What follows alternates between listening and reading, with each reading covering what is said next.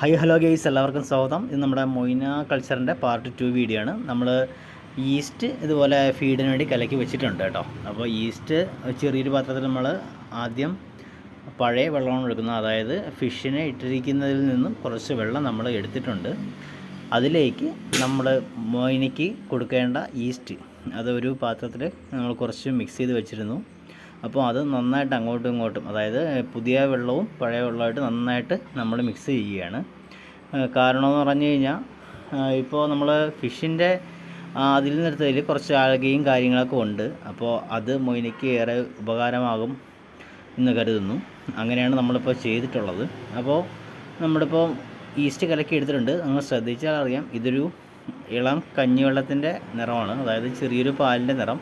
അപ്പോൾ നമ്മൾ മൊയ്നയ്ക്ക് കൊടുക്കുമ്പോഴും ശ്രദ്ധിക്കേണ്ട ഒരു കാര്യം എന്ന് പറയുമ്പോൾ, നിറയെ ഒരുപാടൊന്നും ഈസ്റ്റ് കോരി ഒഴിക്കരുത്. അപ്പോൾ വെള്ളം നമ്മൾ ഒഴിക്കുന്ന ഈസ്റ്റ് വെള്ളത്തിൽ കലങ്ങാത്ത രീതിയിൽ വേണം ഒഴിക്കാൻ. അതായത് ഒത്തിരി ഒഴിച്ച് വെള്ളത്തിൻ്റെ കളറ് മാറരുത്.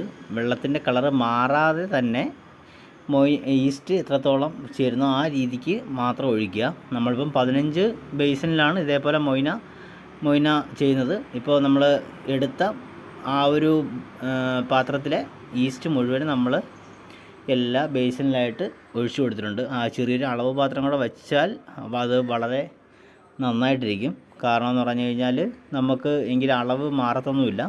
ഇതിപ്പോൾ നമുക്ക് നോക്കിയാൽ തന്നെ അറിയാം, ഇത് 2ാമത്തെ ദിവസമാണ്. ഈ മൊയ്ന നല്ല രീതിക്ക് ഇപ്പോൾ കൾച്ചറായിട്ടുണ്ട്. നമ്മുടെ ഈസ്റ്റ് കൊടുത്തിട്ട് നല്ല രീതിയിൽ കൾച്ചറായിട്ടുണ്ട്. നോക്കിയാൽ തന്നെ അറിയാം. ഒരു ബേസിൽ മാത്രമല്ല കേട്ടോ, നമ്മൾ എല്ലാ ബേസിലും മൊയ്ന അത്യാവശ്യം നല്ല രീതിയിൽ കൾച്ചറായിട്ടുണ്ട്.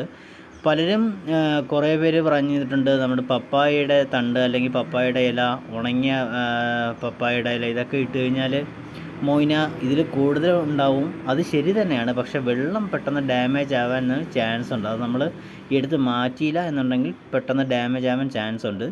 അതുപോലെ തന്നെ കടലപ്പിണ്ണാക്കിൽ ചെയ്യുന്നവരും ഉണ്ട് കേട്ടോ. കടലപ്പിണ്ണാക്കിലൊക്കെ ചെയ്താലും നല്ല റിസൾട്ട് കിട്ടുന്നതിനാണ്. നമ്മൾ ശ്രദ്ധിക്കേണ്ട രീതിയിൽ ശ്രദ്ധിച്ചു കഴിഞ്ഞാൽ മൊയ്നയെ നമുക്ക് ഈസി ആയിട്ട് കൾച്ചർ ചെയ്തെടുക്കാൻ സാധിക്കും. നമ്മുടെ ശ്രദ്ധ കുറവും അതുപോലെ തന്നെ നമ്മൾ അതിനെ വേണ്ട വിധം പരിചരിക്കാത്തത് കൊണ്ടാണ് മൊയ്ന പെട്ടെന്ന് ക്രാഷായി പോകുന്നത്. അപ്പോൾ ഈ കാര്യങ്ങളും ശ്രദ്ധിച്ചാൽ മതി. കൂടുതൽ വേസ്റ്റ്, അതായത് ഈ മൊയ്നയുടെ അടിയിലൊക്കെ വരികയാണെങ്കിൽ മാറ്റിക്കളയുക. നമ്മളിപ്പോൾ ഉപയോഗിക്കുന്നത് ഇഞ്ചലിൻ്റെ ഡ്രൈ ഈസ്റ്റാണ്. ഈ ഒരു ഈസ്റ്റാണ് നമ്മൾ ഉപയോഗിക്കുന്നത് കേട്ടോ. അപ്പോൾ എയർ ടൈറ്റായിട്ട് കെട്ടി വയ്ക്കുക.